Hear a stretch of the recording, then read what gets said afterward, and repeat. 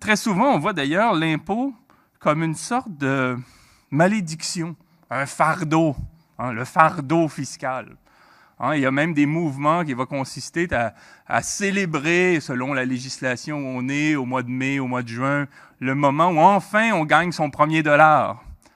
Hein, jusqu'à maintenant, hein, tout ce que j'ai gagné, je le donne au gouvernement, ou le gouvernement me le vole, ou me le pille, ou me l'enlève, selon les métaphores. Et enfin, j'ai mon premier dollar, et là, je peux jouir des fruits de mon travail. C'est évidemment ridicule, parce que si on n'imposait rien à personne, mais qu'on tarifait tout, ça voudrait dire que dès qu'on prend un trottoir, il y a une sorte de grippe-sous là, qui nous oblige à mettre $1 si on veut emprunter le trottoir. Ça veut dire que les gens qui pensent comme ça nous montrent qu'ils ont complètement perdu de vue le lien qu'il y a entre les institutions publiques, les services publics, le bien commun et le fait de payer des impôts. C'est vu comme étant deux choses différentes, quoi. Tout au plus, de temps en temps, quand viendra le temps de rappeler que l'impôt a trait aux dépenses publiques et à l'institutionnalisation du lien social, là, ce qu'est l'État, on dira où vont vos impôts, et là on sortira des choses complètement fantaisistes, là, que tel conseiller municipal dans telle ville s'est payé une bouteille de whisky aux frais des contribuables, c'est un grand gaspillage, puis on fait la somme comme si c'était l'affaire d'un grand gaspillage et qu'il fallait tout compter au cent près, en laissant entendre d'ailleurs à la négative que dans le domaine privé, il n'y a pas de gaspillage du tout. Chez Bombardier, il n'y a pas de gaspillage du tout. Il n'y a pas de gaspillage chez Apple. Que dans le privé, on gère à la cent près, au cent près, tandis que dans le public, on gaspillerait, quoi. Alors que je pense que des études socio-économiques pourraient, je pense, assez aisément démontrer le contraire. Et il y a le mauvais et le bon fisc, quoi. Il y a le bon fisc qui consiste à se dire, nous sommes plus riches à regrouper des fonds dans une cagnotte commune qu'en gardant notre argent avec nous. On est plus riche quand on met $1 dans une cagnotte commune que lorsqu'on a ce dollar-là dans nos poches. Et dans les pays scandinaves, ça fait depuis longtemps qu'on a compris que si on paie 70% d'impôts sur le revenu, mais qu'on a l'université gratuite, la piscine gratuite, la garderie gratuite, les congés parentaux de 3 ans, puis bon, on est plus riche du fait de ne conserver pour soi que son argent de poche. L'idée d'une cagnotte commune, c'est un principe qui est plus fécond collectivement que cette idée de l'actif privé. Mais ce qui m'intéresse au-delà de tout, c'est lorsqu'on aborde la question de la fiscalité d'une manière plutôt anthropologique. C'est-à-dire que la fiscalité, c'est un moment de modestie qui consiste surtout pour les puissants à se rappeler qu'ils doivent aux infrastructures publiques le fait de leur enrichissement. Je dis souvent que c'est la pointe d'épine dans le gras du riche qui lui rappelle qu'il doit à la société la capacité qu'il a à engranger des capitaux à partir des capitaux qu'il détient déjà. C'est-à-dire qu'on doit verser une part, c'est malheureusement, lorsqu'on est une entreprise, fort peu souvent la juste part, mais une part dans cette cagnotte commune qui permet de financer l'Université de Sherbrooke, puis le système routier ici, puis un hôpital, puis quoi encore, hein, puis des programmes sociaux qui garantissent non seulement une paix sociale, mais une solidarité qui permet d'aller chercher les gens qui sont à la marge et de les ramener dans la collectivité. Ben, c'est ce contexte-là permet l'enrichissement, et c'est une rupture avec toute l'idéologie de toutes ces feuilles, souvent dirigées par des grands détenteurs de fortune ou par des entreprises qui font de la parole publique, qui font du discours public une marchandise comme une autre, mais aussi un actif comme un autre pour manipuler des collectivités, et qui consiste à faire valoir l'enrichissement des uns et des autres strictement au mérite, avec en finançant aussi des écoles de commerce ou des départements d'économie ou de comptabilité, où on va faire valoir le mérite, le leadership, le génie, comme étant les moteurs principaux de l'enrichissement. Alors que lorsqu'on est un petit peu historien, un peu sociologue, un peu philosophe, on sait très bien que c'est en raison de l'organisation de la société que tel acteur ou tel autre arrive à s'enrichir à un moment donné dans l'histoire et à générer ce que Karl Marx appelait le processus d'accumulation du capital, c'est-à-dire le moment où on n'est rien et on devient un acteur détenant des capitaux. C'est souvent par le biais d'actes controversés, impérialistes, voire criminels, qu'on arrive à se donner un butin qui s'appellera le capital, et ensuite on pourra financer, ou ça peut être aussi parfois de la chance, parfois ça peut être un soutien de l'État, hein, par exemple quand le Québec décide dans les années 60 de se donner une classe d'affaires, c'est grâce au concours des pouvoirs publics que tout d'un coup on a eu des gens qui vont ensuite, non sans arrogance, se présenter comme l'élite, et faisant du révisionnisme en se présentant comme étant absolument méritants et s'auto-attribuant toutes les raisons de leur accession dans les hiérarchies, dans les échelons supérieurs de la hiérarchie.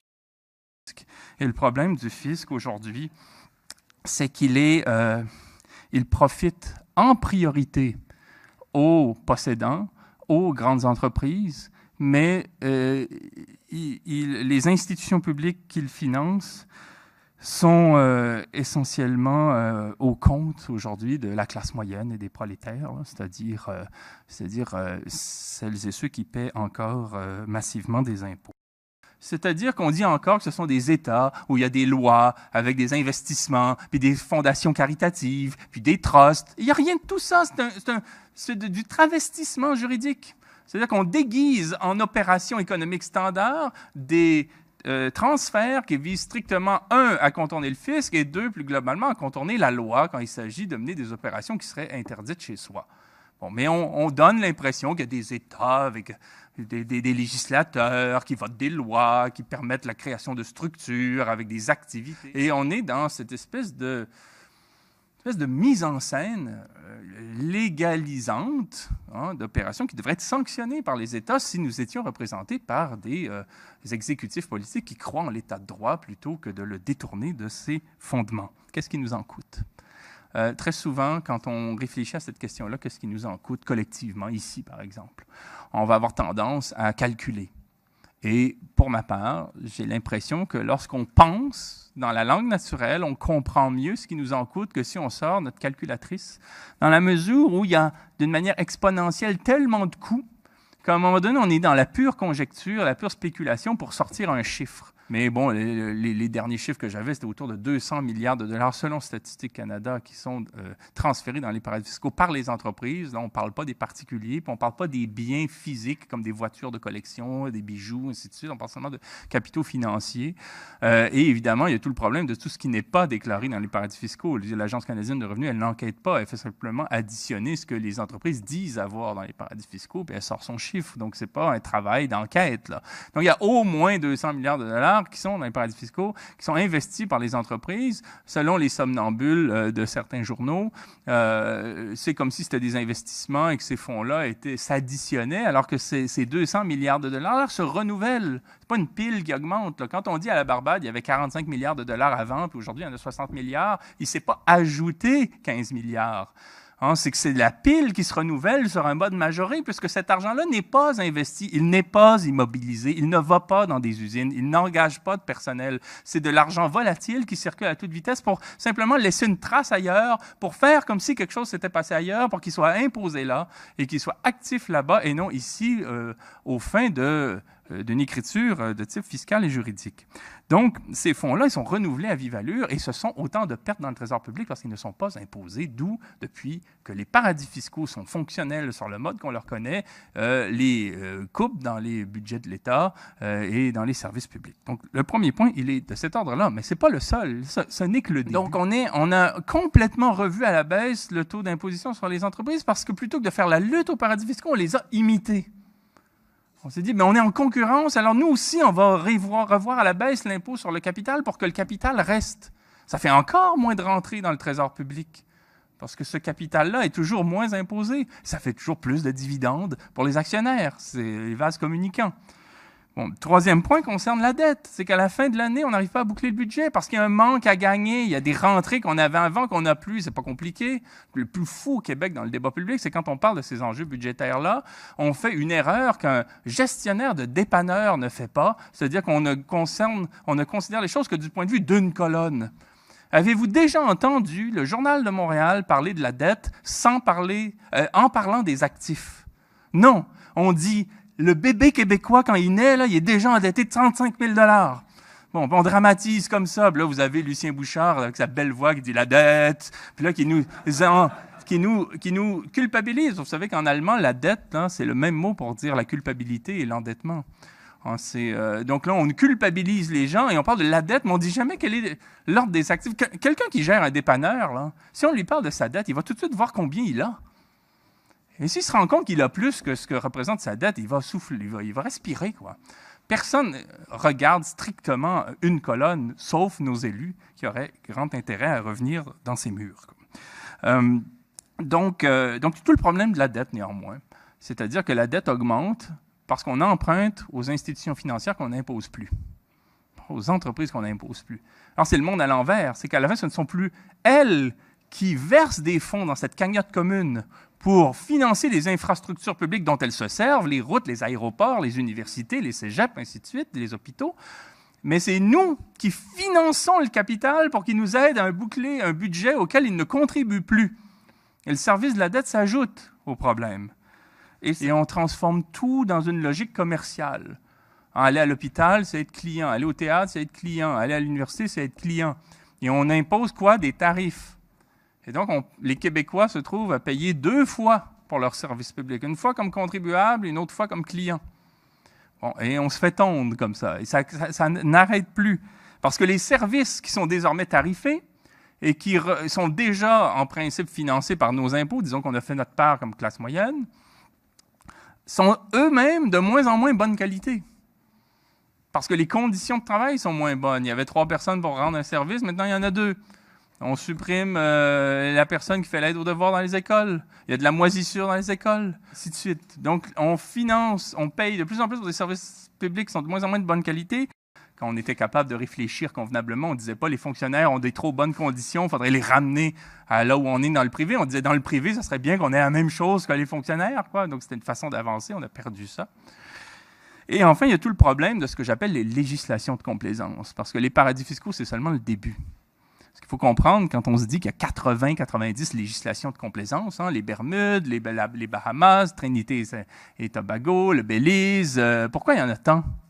C'est parce que chaque paradis fiscal, chaque législation de complaisance fait quelque chose de particulier. Et on peut présenter les législations de complaisance, c'est-à-dire les paradis fiscaux notamment, comme étant des boutiques dans un centre commercial. C'est que chaque paradis fiscal offre de l'ultra-permissivité dans un champ particulier. Chaque paradis fiscal a son expertise particulière. On ne fait pas la même chose partout. Trouver des zones franches qui lui donnent tous les droits et revenir à la situation du travail qui était celle des ouvrières et ouvriers du 19e siècle. Et on en est là aujourd'hui. Ce n'est pas pour rien que quand on regarde toutes les étiquettes de ce qu'on consomme, tout est fait ailleurs parce que tout est fait sur le mode du dumping social. Et là aussi, si nous avions des représentants politiques qui croient en l'état de droit, on reviendrait à des tarifs douaniers. Mais ce ne serait pas des tarifs douaniers sur des objets, ce serait des tarifs douaniers sur des conditions sociales. On dirait ce verre-là, il n'est pas tarifé s'il a été fait dans des conditions sociales qui sont semblables à celles auxquelles on croit ici. Si c'est des enfants, des femmes et des hommes infortunés sur le mode du travail quasi forcé, qui l'ont fait à $1 par mois, on estime qu'il doit faire l'objet au moins de tarifs. Comme ça, on ne reconnaîtrait pas cette concurrence déloyale, pour ne pas dire obscène, cruelle et impérialiste. Des acteurs puissants, des gestionnaires de multinationales le plus souvent, des individus fortunés, des rentiers, des grands actionnaires, transfèrent artificiellement des fonds dans des pays où il ne se passe rien, provoque des logiques de dumping qui font que le capital qui reste est encore moins imposé qu'avant parce que les pays traditionnels préfèrent imiter les paradis fiscaux plutôt que de lutter contre eux parce que très souvent, ils les ont créés au bénéfice de leur establishment. Donc, l'endettement augmente, les tarifs augmentent, les services sont de moins en moins bonne qualité, les conditions de travail du personnel de l'État régressent également, mais en plus, il n'y a pas de création d'emplois. Et il n'y a pas d'investissement, parce que l'investissement et la création d'emplois se fait dans des zones franches et des ports francs où on a tout revu à la baisse. Et donc, personne n'en profite. Et c'est une spirale infernale qui nous tire vers le bas. Diplomatique, le problème, où vous parlez de pays minuscules qui abusent de leur pouvoir législatif. Et je vais vraiment finir là-dessus parce que si on veut comprendre l'enjeu des paradis fiscaux, je pense qu'il faut commencer par là plutôt que de se perdre dans les dédales de mécanismes extrêmement complexes qui ne marcheront jamais. Les Bahamas, par exemple, le Panama, le Luxembourg, quand ils votent des lois sur des structures qu'on peut créer chez eux, en vertu de la loi, chez eux, on peut créer un holding, on peut créer un trust, on peut créer une société exemptée, on peut créer une société internationale. C'est les appellations qu'on donne quand ce n'est pas une fondation caritative comme celle qui loue à Air France tous ses avions parce qu'elle a un sens bien particulier de la charité chrétienne. Bon, quand on crée des structures comme ça, essentiellement, ce qui est compris dans la loi, ce qui est entendu et ce qui est même explicité là, dans la loi du pays, c'est de dire ceci. Lorsque vous créez une telle structure chez nous, qui suppose énormément d'avantages fiscaux et administratifs, secret sur l'identité des administrateurs, secret sur la nature des opérations, secret sur les partenaires de l'entreprise, absence d'impôts sur les revenus, absence de registre. Bon, qu'est-ce qu'on dit aussi? On dit que cette société-là peut être créée chez nous à la condition d'avoir aucune opération réelle sur notre territoire. En gros, les paradis fiscaux légifèrent sur la façon dont le capital est administré partout dans le monde, sauf chez eux. Et c'est un abus législatif. C'est comme si le Canada se mettait à légiférer sur la façon dont la Belgique allait traiter ses délinquants. C'est une loi qui porte sur le capital en tant qu'il n'est pas présent sur le territoire. Donc, d'un point de vue diplomatique, les États-Unis, le Canada, la France, l'Allemagne, le Japon, le Brésil, l'Inde, le Royaume-Uni pourraient très bien dire aux Bahamas, au Luxembourg, au Belize, puis je ne sais trop à quel État, sur un plan diplomatique, nous estimons que vos lois sont illégitimes parce qu'elles portent sur la façon dont le capital est géré chez nous et pas chez vous. Et donc, on fait opposition, peut-être pas envoyer l'armée, quoique ça serait vite réglé, je veux dire, dans des pays comme ça où il n'y a même pas 5 policiers, quoi. Bon, je veux dire, l'idée, ce serait de dire, mais on voit le président Obama trembler quand il se met à parler des Caïmans ou des Bermudes, tout simplement parce qu'il sait très bien qu'il ne s'attaque pas à des législations, il s'attaque à l'establishment de son pays, qui s'en sert. Et c'est là où on voit que ces souverainetés-là ne sont pas des souverainetés nationales, ce sont des souverainetés louées au capital.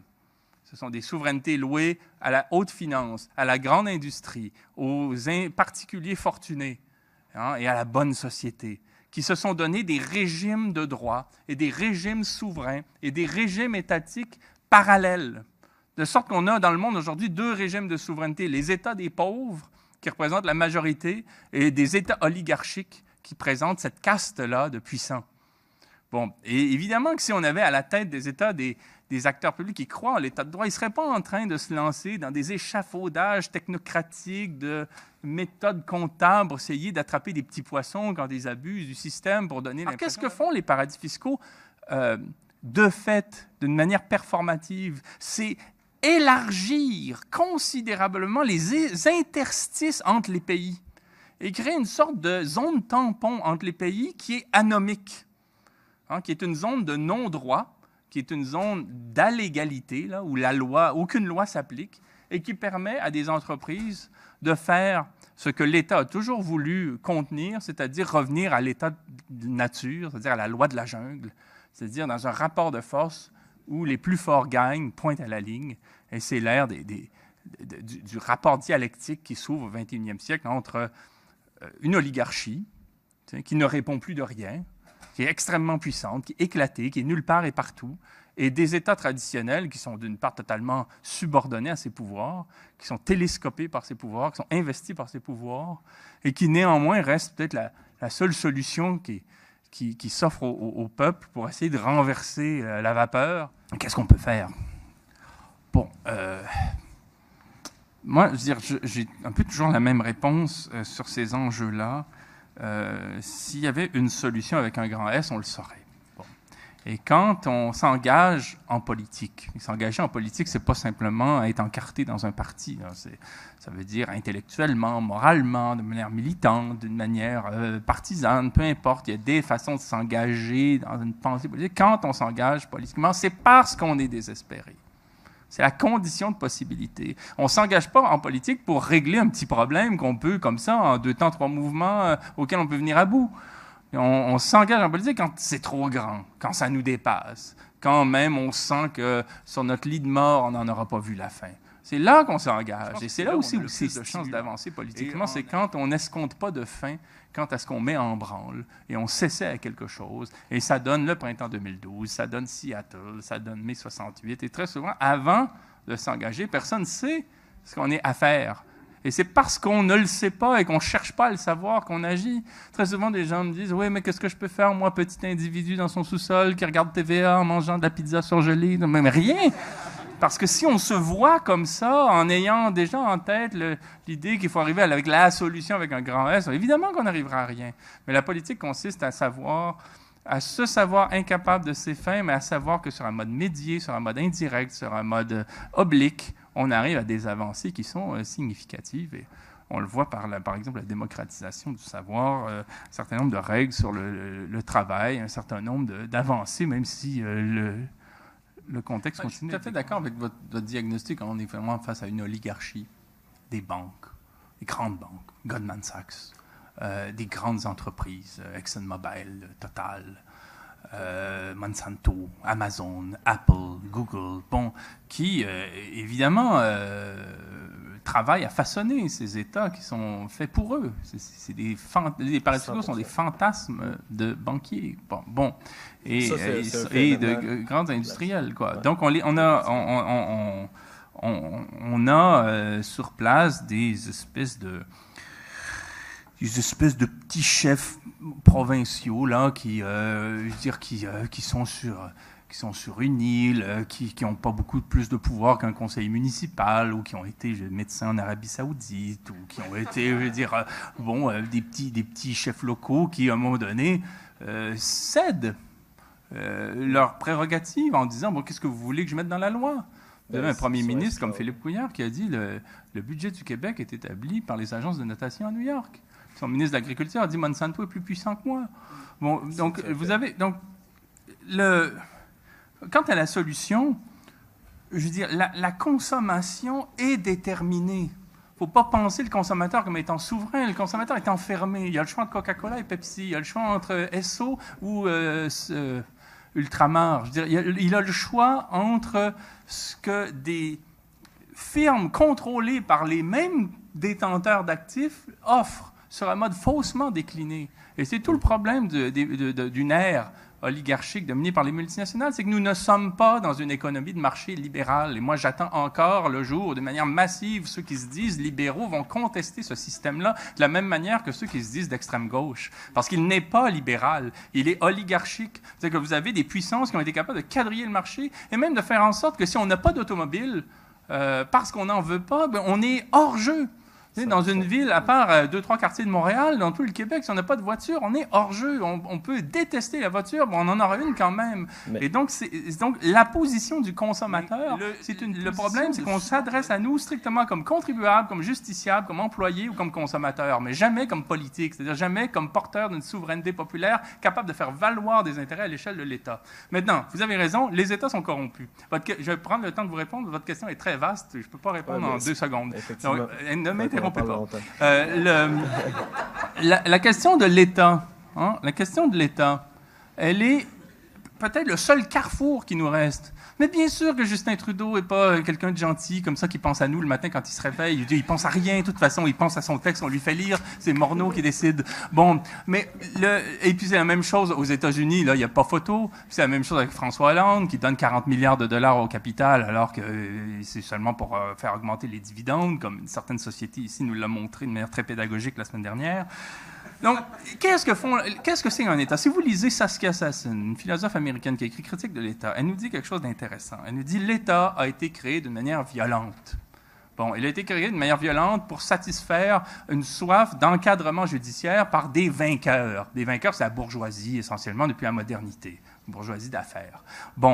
Et elle a essentiellement pesé sur des minorités politiques, qui ne sont pas numériques, là, mais des minorités politiques, c'est-à-dire les femmes, les étrangers, les ouvriers, les ouvrières, les paysans, les gens des petites villes par rapport aux grandes villes, tout ce que vous pouvez imaginer.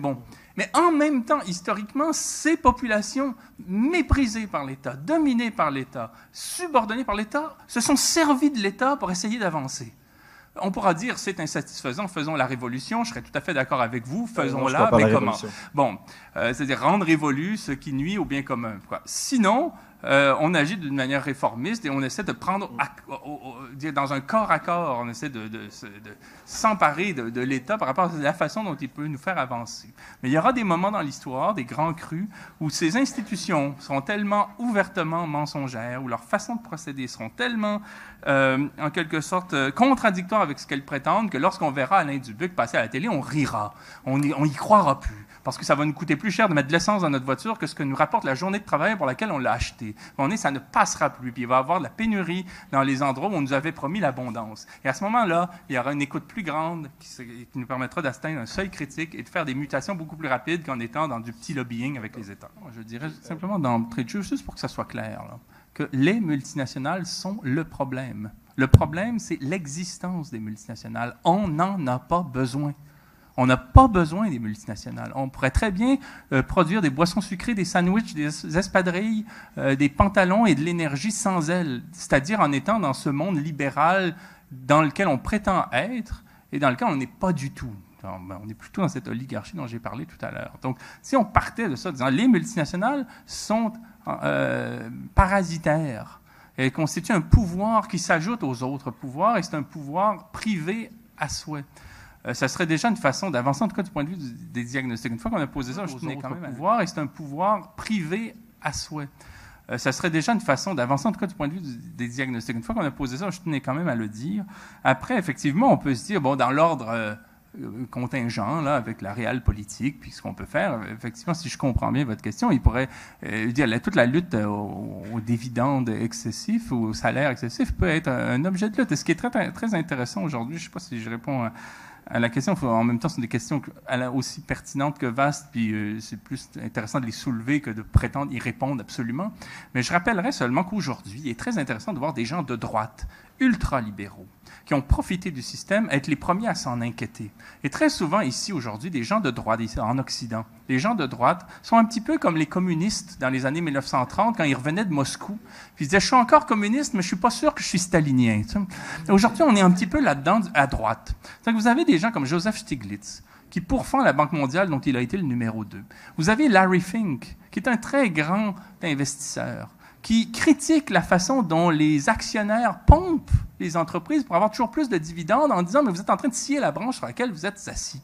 Vous avez Raymond Becker, qui est un investisseur américain en Afrique, qui a tellement été dégoûté par ce que provoque en termes d'inégalité sociale l'investissement occidental en Afrique, qu'il a créé une ONG pour étudier le fait que l'Afrique donne 3 fois plus de fonds à chaque année à l'Occident que l'inverse.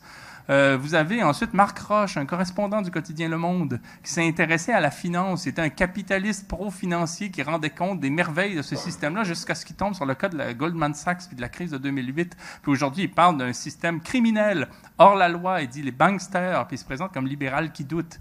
Et pourtant, il n'est pas devenu mélanchoniste ou communiste, quoi. Mais c'est simplement qu'il y a des gens honnêtes aujourd'hui qui profitent du système.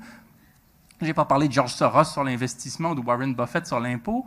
Hein? Et vous avez des gens là, qui comprennent que ce système-là n'est pas viable, qu'il est cancérigène de manière générale et on n'en est même plus à des petits ajustements pour s'assurer que ceci n'est pas lui puis que cela est trop loin. On en est à être incapable de contrôler ce Frankenstein que même ceux pour qui il est profitable est hors de contrôle. J'aurais seulement rappelé qu'une des formes de violence, si on se réfère à un autre film qui est Le charme discret de la bourgeoisie de Buñuel, peut être aussi d'élaborer un budget quand on fait semblant d'ignorer que les colonnes comptables peuvent être la médiatisation de la souffrance des gens. Et si on oublie qu'un budget, ce n'est pas un exercice arithmétique, mais c'est la médiatisation de la souffrance des gens, la médiatisation potentielle, on peut devenir très violent avec des chiffres.